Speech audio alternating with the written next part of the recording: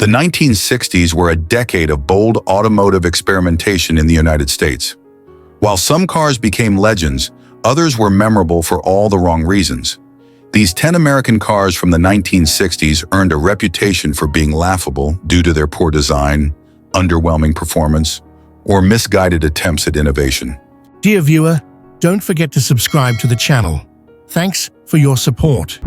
Number 10.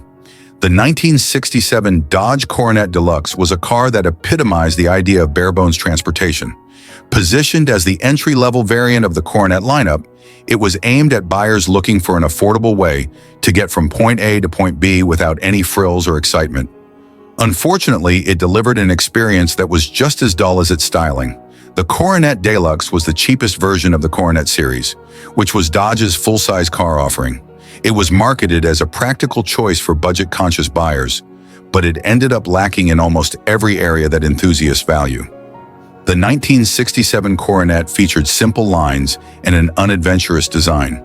While the Coronet's shape was classic, the Deluxe trim didn't offer any aesthetic upgrades that set it apart from its competitors or even its own siblings. The Coronet Deluxe had basic chrome accents and minimal detailing, making it look bland compared to the more stylish Coronet RT or 500 versions. The available colors were often muted or basic, contributing to the car's lack of personality. Buyers looking for something eye-catching would likely have been disappointed. The Coronet Deluxe was stripped down to the essentials. Standard features included manual windows and basic vinyl upholstery, with few options for upgrades. The dashboard and controls were utilitarian, lacking the aesthetic touches or comfort features found in higher-end models. A radio was often an option rather than standard equipment, making the driving experience less enjoyable. The focus was squarely on cost-cutting, resulting in a car that felt cheap rather than practical. It was more about getting you from point A to point B than providing a comfortable ride. The Coronet Deluxe typically came equipped with a base 225 cubic inch slant-six engine, producing only 145 horsepower. While adequate for basic commuting, it lacked the performance that many buyers desired in a full-size car. Even with optional engines, such as the 318 or 383 V8S, the Coronet Deluxe did not offer the performance options that made its sportier counterparts appealing. It was simply a slow and unexciting vehicle. The focus on economy meant that the suspension and handling were not tuned for a fun driving experience, resulting in a car that felt heavy and sluggish in corners. The 1967 Dodge Coronet Deluxe was a car that catered to those who didn't particularly care about cars or driving.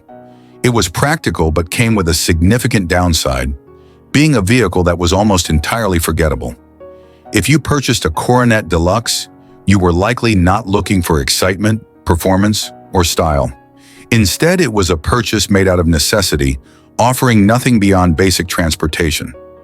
While enthusiasts might appreciate the muscle and performance of other Coronet models, the Deluxe version was often dismissed by car lovers. It simply didn't resonate with anyone looking for a memorable driving experience.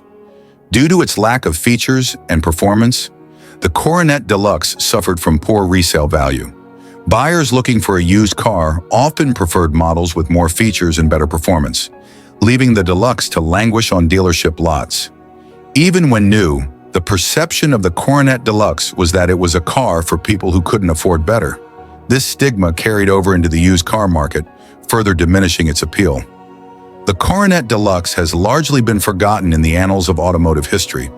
While other models from Dodge have gained cult followings, the Deluxe version is often overlooked.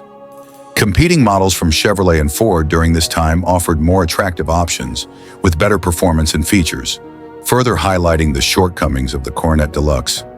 The 1967 Dodge Coronet Deluxe stands as a testament to the era's approach to budget cars. While it served its purpose as a no-frills vehicle, it lacked the features, performance, and style that could have made it appealing. Instead, it was a car for those who prioritized economy over excitement, a vehicle that faded into obscurity, remembered more for its mediocrity than any memorable qualities. In a decade where muscle and performance were beginning to take center stage, the Coronet Deluxe was the car for people who really didn't care about cars. Number 9.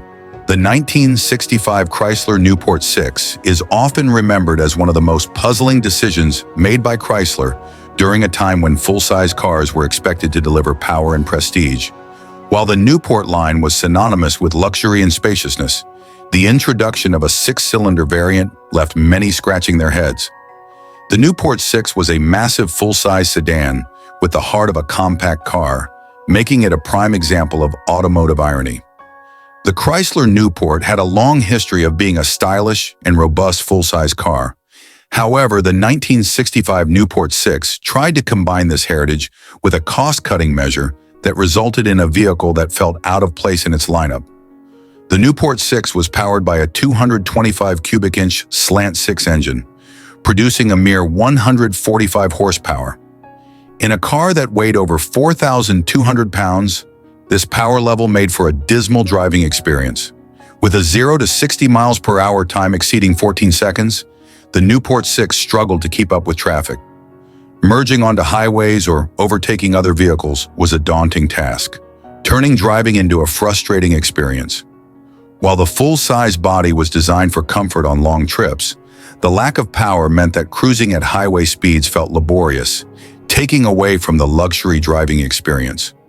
The Newport 6 was intended to attract budget-conscious buyers, but the existence of more powerful V8 options like the 383 and 413 engines made it seem inferior. For a little more money, buyers could access a significantly more capable engine. The Newport 6 was a basic version of the Newport, lacking many of the luxurious features found in higher-end models. This made it feel less like a luxury car and more like a stripped-down alternative. Inside, the Newport 6 featured a no-frills cabin that emphasized function over form. The materials used were simple and inexpensive, lacking the premium feel expected in a full-size sedan. While higher trims offered various comfort and convenience features, the Newport 6 was sparse, with few available upgrades. This made it feel more like a budget option than a luxury vehicle. Buying a 1965 Chrysler Newport 6 was more than just choosing a car. It was an admission that you couldn't afford the real Chrysler experience. This vehicle represented a unique failure for several reasons. Opting for the Newport 6 often signified that buyers had limited budgets and couldn't stretch to the V8 models. This created a stigma around the model, labeling it as a lesser choice. Owning a Newport 6 meant dealing with the perception that you had settled for less. This car was seen as a way to get into the Chrysler brand without the prestige that came with its more powerful siblings. Because the Newport 6 was seen as a budget model, it suffered from poor resale value. Buyers seeking a used Chrysler often preferred V8 models, leaving the Newport 6 languishing on the lot. Many Newport 6s ended up in fleet sales for government and commercial use, rather than being embraced by individual buyers, further diminishing their appeal. The Newport 6 has largely faded from automotive enthusiast memories, overshadowed by more powerful and better performing models. It doesn't have the same nostalgic charm or cult following as other Chrysler models of the era. In an era where performance and power were key selling points, the Newport 6 failed to compete with offerings from Ford and GM, which provided more powerful alternatives. The 1965 Chrysler Newport 6 serves as a cautionary tale about the dangers of cost-cutting in the automotive industry. While it aimed to provide an affordable entry point into the Chrysler lineup, it ultimately ended up as a vehicle that felt out of place, lacking the power and prestige associated with full-size sedans. Instead of delivering the luxury experience that Chrysler was known for, the Newport 6 became a reminder that sometimes trying to save money on a full-size car can result in a less than satisfactory driving experience. For many, it was a car best forgotten, an automotive oddity that stood as a testament to a misguided marketing strategy that ultimately failed to resonate with buyers. Number 8. The 1965 Chevrolet Corvair Monza stands as a notable example of an automotive model that tried to bridge the gap between sporty performance and economy. However, its controversial design and history ultimately overshadowed any attempts at delivering a fun driving experience. As the top trim of the Corvair lineup, the Monza aimed to attract younger buyers looking for something unique, but it fell short in several critical areas. The Chevrolet Corvair was a compact car produced by General Motors, famous for its distinctive rear-engine layout. While the Corvair Monza trim attempted to infuse some excitement into the lineup, it ended up feeling like a half-hearted effort to make a more desirable vehicle. The rear engine layout contributed to handling problems that were often described as unpredictable, particularly in adverse weather conditions. This layout led to a tendency for oversteer, making the Corvair feel less stable compared to its front-engine competitors. While some enthusiasts appreciated the unique design, many drivers found the Corvair Monza less engaging than other sporty compact cars of the time. The rear weight distribution created a driving experience that lacked the confidence and precision expected from a sporty model.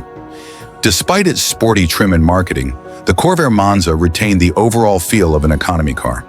The interior was basic, with a focus on functionality rather than luxury or sportiness.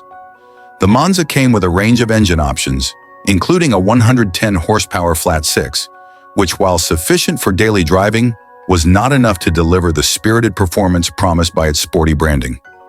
Even the optional 140 horsepower engine struggled to match the acceleration and excitement of contemporary sporty cars. Although the Monza featured some sporty design elements, like bucket seats and a unique dashboard, it lacked the visual flair of true performance cars. The overall aesthetic remained rooted in economy rather than sportiness.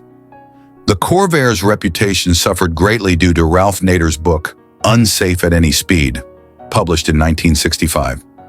Nader's criticism focused on the Corvair's safety issues, particularly its tendency to roll over during abrupt maneuvers, which painted the car as dangerous in the eyes of the public.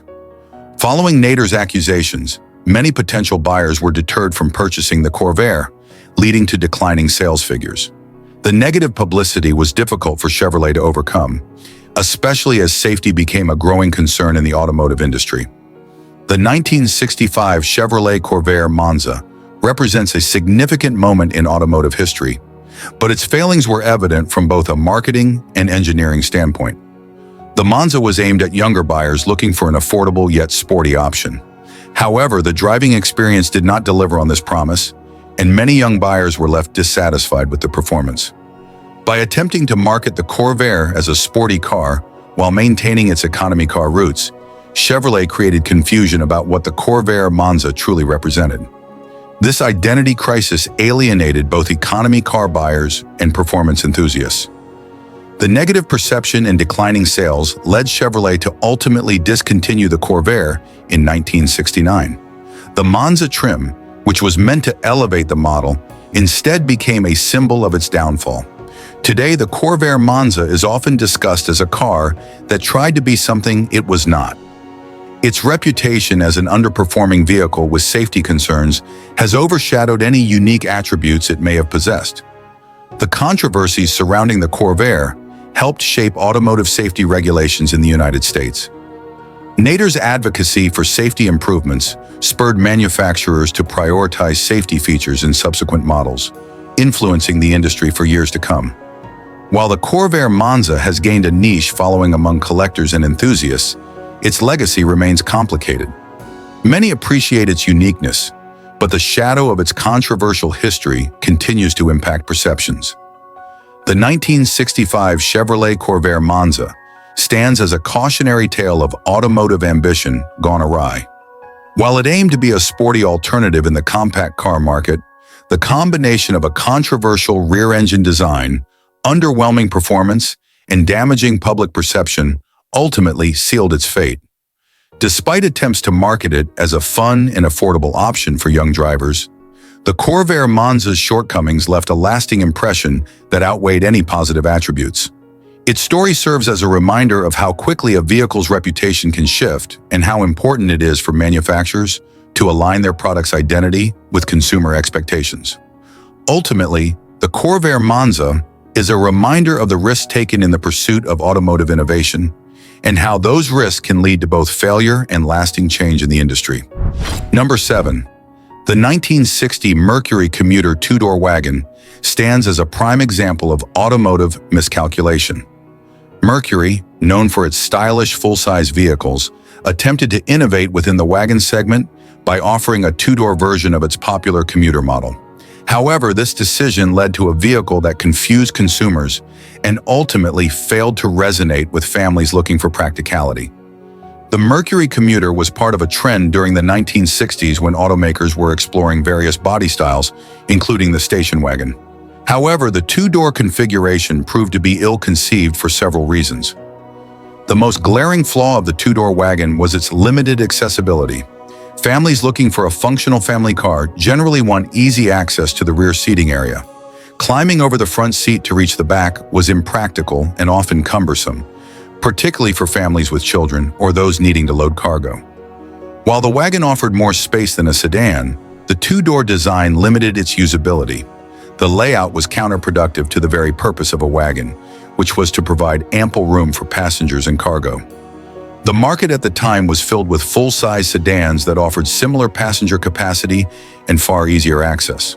The commuter two-door wagon simply could not compete with the practicality of these alternatives, making it a hard sell for families. Buyers were increasingly leaning towards models that provided convenience and ease of use. The notion of a two-door wagon, which sacrificed accessibility for style, was not appealing, especially when more practical options were readily available. While the commuter's design was characteristic of Mercury's 1960s styling, the two-door configuration raised eyebrows. The design seemed to prioritize aesthetics over functionality, leading many to question the decision to create a wagon in this form. The idea of a sporty station wagon may have sounded appealing in concept, but in practice it failed to attract buyers looking for family-oriented vehicles. The 1960 Mercury commuter two-door wagon ultimately faced significant challenges that contributed to its rapid disappearance from the market. The very essence of a family car is practicality, and the commuter two-door wagon failed to deliver. Families sought convenience, and climbing over seats simply did not meet those needs. Buyers were hesitant to invest in a vehicle that didn't cater to their requirements. This led to poor sales figures, which did not justify continued production of the model. The commuter two-door wagon was discontinued after only a brief production run. It became clear that the market was not interested in this type of vehicle, prompting Mercury to focus on more conventional designs that aligned better with consumer preferences. The two-door wagon became a footnote in automotive history, largely forgotten and rarely discussed among classic car enthusiasts. Its failure serves as a reminder of the importance of understanding consumer needs and market trends.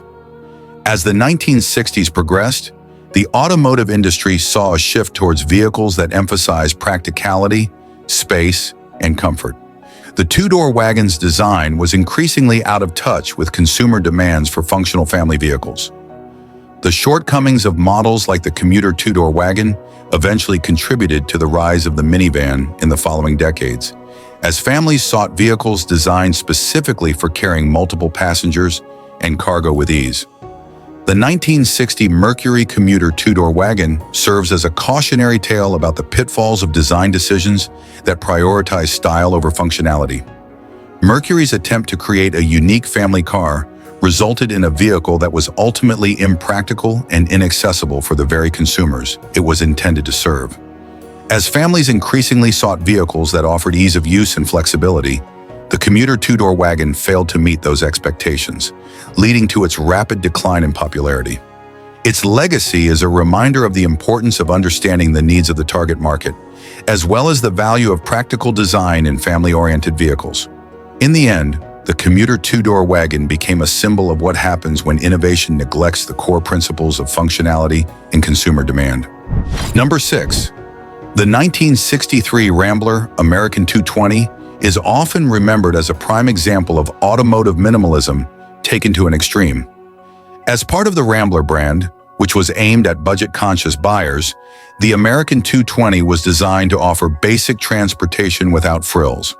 However, this approach led to a vehicle that was criticized for its lack of features and uninspired design. The Rambler American 220 epitomized the idea of a basic car, offering little in the way of comfort, style, or performance. The American 220 came equipped with the bare necessities. It featured manual windows, a bench seat, and a simple dashboard, giving it a very Spartan feel. The lack of amenities like air conditioning, power steering, or even decent upholstery made it seem more like a utilitarian vehicle than a passenger car. The design of the American 220 was bland and boxy, lacking any distinctive styling elements. Its shape and proportions evoked comparisons to a refrigerator rather than a car, with a focus on function over form that did little to inspire excitement among buyers. The American 220 was powered by a small inline-six engine, which provided adequate fuel economy but left much to be desired in terms of power. Acceleration was lethargic, and drivers often found themselves struggling to merge onto highways or overtake other vehicles. The car's handling was unremarkable, with a soft suspension that did little to enhance driving pleasure. Many drivers reported that the car felt cumbersome and lacked the responsiveness expected from a vehicle, making it less enjoyable to drive. The Rambler American 220 had an uninspiring character that failed to resonate with buyers. It was often described as having the personality of a household appliance rather than a car, which did not help its market appeal. While the American 220 aimed to attract budget-conscious consumers, it missed the mark by offering an experience that felt cheap and uninviting. The blandness of the car made it difficult for it to stand out in a crowded market, leaving many potential buyers unimpressed. The 1963 Rambler American 220 faced significant challenges that contributed to its unpopularity and eventual decline. The automotive landscape in the early 1960s was filled with more stylish and feature-rich vehicles that appealed to the same budget-conscious demographic. Competing models from other manufacturers offered better performance, more comfort, and visually appealing designs, making it difficult for the American 220 to gain traction. Rambler struggled with brand identity during this era. While the company attempted to position itself as a practical choice, the lack of excitement and innovation in models like the American 220 contributed to a perception that it was a car for those who simply didn't care about cars. The lack of features and uninspired design led to disappointing sales figures for the American 220th. Buyers were reluctant to invest in a vehicle that seemed more focused on cost-cutting than delivering a satisfying driving experience. The American 220 was eventually phased out as consumer preferences shifted towards cars that offered a better balance of performance, style, and comfort. The model's lack of appeal ultimately contributed to its brief production life. The American 220 represented a missed opportunity for Rambler to establish itself as a competitive player in the compact car market. Its shortcomings reinforced the notion that budget vehicles could still deliver excitement and personality, even at lower price points. The failings of models like the American 220 played a role in Rambler's decline as a brand. As consumer preferences evolved, the company struggled to adapt, leading to its eventual disappearance from the automotive landscape. The 1963 Rambler American 220 remains a cautionary tale in automotive history, highlighting the risks of prioritizing minimalism over a well-rounded driving experience. While aimed at budget-conscious consumers, the lack of features, poor performance, and uninspired design left it feeling more like an appliance than a vehicle. Its failure to resonate with buyers underscores the importance of balancing cost-cutting measures with consumer desires for comfort, style, and performance. The American 220 serves as a reminder that even in the budget market, cars must possess a certain level of character and appeal to stand out in a crowded field. Ultimately, the Rambler American 220's legacy is one of missed potential and the consequences of neglecting the fundamental needs of the consumer. Number 5. The 1964 Chevrolet Chevelle 300 two-door wagon stands as a curious and ultimately laughable entry in the American automotive landscape. Designed to be a sportier alternative to the traditional family wagon, the Chevelle 300's execution left much to be desired. Instead of carving out a niche for itself, it ended up as an awkward blend of impracticality and half-hearted performance. The Chevelle 300 two-door wagon was an attempt by Chevrolet to capitalize on the burgeoning muscle car market while still appealing to family buyers. However, this effort resulted in a vehicle that was neither fish nor fowl. The Chevelle 300 was stripped of many comforts and conveniences that buyers expected in a family vehicle. With basic interior appointments, it lacked features such as power windows, air conditioning, and even decent seating materials, making it feel cheap and uninviting. The attempt to position the Chevelle 300 as a sporty wagon fell flat. It had a two-door layout that, while unique, sacrificed accessibility for aesthetics. Families found it difficult to load children and cargo, undermining the very purpose of a wagon. The base engine options were uninspiring. Although it offered a V8 option, the standard engines were weak and lacked the thrilling performance that characterized true muscle cars. This left the Chevelle 300 feeling sluggish compared to its contemporaries. The Chevelle 300's suspension and handling characteristics did not provide the sporty driving experience it aimed to deliver. Instead, drivers experienced a cumbersome and lackluster ride that did not instill confidence on the road. The Chevelle 300 tried to occupy a middle ground, aiming to be both a sporty vehicle and a practical family car. This dual identity proved to be its downfall. Families needed functionality and ease of use, while performance enthusiasts sought excitement and power. The Chevelle 300 satisfied neither group, leaving it without a clear audience. The sporty aesthetic did not translate to performance or practicality, resulting in confusion among potential buyers. It lacked the emotional appeal of muscle cars, and as a family vehicle, it was simply too impractical. The 1964 Chevrolet Chevelle 300 two-door wagon faced numerous challenges that contributed to its failure in the marketplace. The Chevelle entered the market during a golden age for American muscle cars, which featured powerful engines and aggressive styling. Models like the Pontiac GTO and Ford Mustang captured the attention of performance enthusiasts, making it difficult for the Chevelle 300 to compete. Other manufacturers were producing family wagons that offered much more in terms of space, comfort, and features. The Chevelle 300's two-door design simply did not cut it when families were looking for practicality. The Chevelle 300 failed to attract significant consumer interest. Buyers were disillusioned by its inability to fulfill either the sporty or practical roles it attempted to portray. This resulted in lackluster sales figures, which ultimately led to its short lifespan. Chevrolet soon realized that the Chevelle 300's appeal was too niche. It was eventually phased out in favor of more successful models that aligned better with consumer demands. The failure of the Chevelle 300 two-door wagon contributed to a perception that Chevrolet was out of touch with consumer needs. The attempt to create a sporty family wagon led to a product that felt confused and half-baked, impacting the brand's reputation for reliability and quality. The automotive market was evolving rapidly during the 1960s, with consumers increasingly looking for vehicles that balance performance with practicality. The Chevelle 300's shortcomings highlighted the need for manufacturers to adapt to changing preferences, and Chevrolet would learn valuable lessons from this misstep. The 1964 Chevrolet Chevelle 300 two-door wagon serves as a noteworthy example of how the pursuit of sporty aesthetics can lead to a product that fails to meet consumer expectations. Its stripped-down design, lackluster performance, and identity crisis resulted in a vehicle that could not effectively cater to either families or performance enthusiasts. As the automotive landscape continued to evolve, the Chevelle 300's inability to carve out a niche ultimately led to its decline and discontinuation.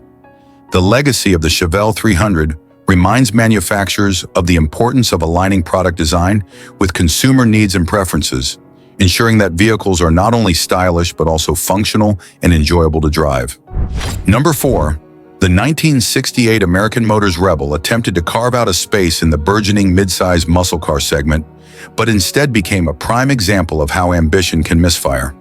While AMC aimed to compete with the likes of Chevrolet, Pontiac, and Ford, the Rebel ended up looking more like a bloated sedan than a performance-oriented vehicle, leaving enthusiasts scratching their heads. The 1968 Rebel was intended to be a serious contender in the muscle car market, but its execution left much to be desired. The Rebel's design featured a large, unwieldy body that lacked the aggressive styling typically associated with muscle cars. Instead of sleek lines and sporty proportions, the Rebel resembled a larger family sedan, failing to evoke the excitement that consumers were looking for in a muscle car. Despite efforts to infuse some sporty elements, such as a simulated front grille and side stripes, the Rebel's overall look was uninspired. The design choices made it difficult to distinguish the Rebel from AMC's other models, which did little to attract buyers looking for a unique performance vehicle. Even when AMC introduced a larger V8 engine option to enhance performance, the Rebel still lacked the personality and spirit of its competitors. While it offered respectable horsepower, it struggled to deliver the exhilarating driving experience associated with true muscle cars. The Rebel's heavy body negatively impacted its handling dynamics. Drivers often found it cumbersome and less responsive compared to rival models, which detracted from the overall driving enjoyment. The Rebel tried to straddle the line between being a family sedan and a muscle car. This identity crisis made it difficult for potential buyers to categorize the vehicle, leaving it without a clear audience. While muscle cars were expected to deliver both performance and attitude, the Rebel felt like a half-hearted attempt to chase that market. The mid-size muscle car market was highly competitive, dominated by established names like the Chevrolet Chevelle and Pontiac GTO. The Rebel's lack of a distinctive identity made it challenging for AMC to carve out a niche among performance enthusiasts.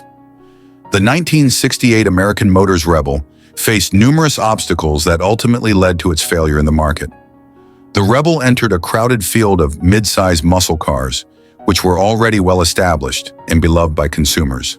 Brands like Chevrolet, Ford, and Pontiac offered vehicles with a combination of performance, style, and brand loyalty that the Rebel simply could not match. Muscle car buyers were looking for excitement and flair, and the Rebel failed to deliver. Its lack of distinctiveness and performance credentials meant it struggled to attract the attention of enthusiasts who were keen on performance-oriented vehicles. The Rebel's design and performance limitations contributed to disappointing sales figures. Buyers were often left feeling that the vehicle did not fulfill its promise as a muscle car, leading to a lack of interest in the model. Despite some initial intrigue, the Rebel quickly fell out of favor.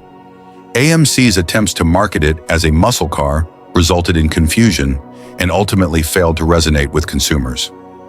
The Rebel's shortcomings had a negative impact on AMC's reputation in the muscle car market. It reinforced the perception that AMC was not able to compete with the major players in the automotive industry, which ultimately affected future model releases and consumer trust. The failure of the Rebel served as a lesson for AMC about the importance of clear branding and performance. The company would need to reevaluate its strategy to succeed in a market dominated by more experienced manufacturers. The 1968 American Motors Rebel stands as a cautionary tale in the world of muscle cars, showcasing the pitfalls of trying to blend family-friendly design with performance aspirations.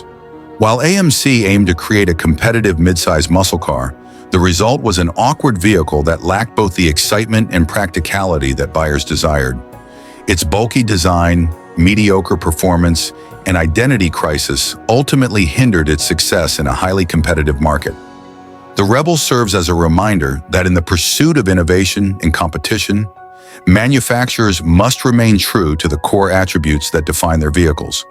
For muscle cars, that means delivering power, style, and a strong sense of identity, qualities the 1968 Rebel failed to achieve.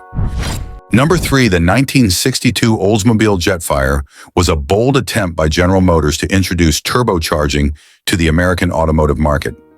However, what was intended to be a performance breakthrough quickly turned into a cautionary tale of engineering missteps and consumer confusion. The Jetfire's innovative features were overshadowed by its impractical requirements and performance issues. The Jetfire was one of the first mass-produced cars to feature a turbocharged engine designed to provide more power from a smaller displacement. At first glance, this seemed like a revolutionary idea that could elevate performance in compact cars. However, the Jetfire's turbocharged engine relied on a special alcohol-based fluid known as turbo rocket fluid, a mix of methanol and water to prevent detonation and keep the turbo functioning correctly. This requirement was complicated for everyday drivers, who had to manage an additional fluid level to ensure the engine operated safely. If the turbo rocket fluid was not regularly topped off, or if the system malfunctioned, the engine was at risk of severe detonation, leading to catastrophic failure. This potential for failure put fear into the minds of drivers, undermining confidence in the vehicle's reliability. Many Jetfire owners found themselves in precarious situations where they would have to monitor their fluid levels constantly. For a vehicle that was marketed as a performance car, this was an unwelcome burden that detracted from the driving experience. As reports of engine failures and warranty claims mounted, Many dealers resorted to removing the turbocharger from Jetfire vehicles to avoid the headaches associated with repairs. This decision effectively negated the very feature that was supposed to make the Jetfire special. The removal of the turbocharger left many owners with a car that no longer lived up to its performance claims. The Jetfire transformed from a promising turbocharged compact to just another underwhelming sedan, further damaging its reputation in the market. The 1962 Oldsmobile Jetfire was not just a failed product, it served as a prime example of how innovative ideas can falter when not executed correctly. The Jetfire's reliance on turbo-rocket fluid complicated the driving experience.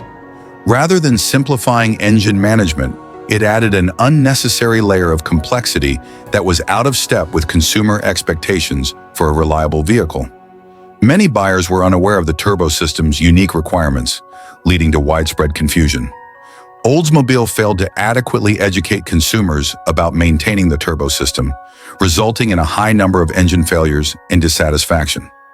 The Jetfire faced stiff competition from other compact cars of the era that offered simpler, more reliable performance options. Manufacturers like Ford and Chevrolet were producing vehicles that appealed to the same demographic without the engineering headaches associated with the Jetfire. The Jetfire's promise of turbocharged performance quickly faded as the reality of ownership set in. Consumers who were interested in performance vehicles often sought alternatives that delivered reliable power without the fear of engine failure. The Jetfire's failure to deliver on its promises hurt Oldsmobile's reputation as a manufacturer of innovative vehicles. The negative publicity surrounding the model affected the brand's overall standing in the market, making it difficult to launch future models that leverage similar technology. The Jetfire's struggles highlighted the importance of reliability and ease of use in automotive design. Manufacturers realized that introducing groundbreaking technology needed to be paired with robust support systems to ensure customer satisfaction. The 1962 Oldsmobile Jetfire stands as a classic example of how ambitious engineering can lead to disastrous outcomes when not executed with the consumer's experience in mind. Its pioneering turbocharged design was marred by complex requirements and a propensity for failure, leading to a vehicle that ultimately disappointed both consumers and dealers. As a result, the Jetfire's legacy is one of missed potential and cautionary lessons for automotive manufacturers. It serves as a reminder that innovation in the automotive industry must be balanced with practicality and reliability, ensuring that new technologies enhance the driving experience rather than complicate it. In the end, the Jetfire's story underscores the importance of aligning ambitious engineering with the needs and expectations of the consumer market. Number 2.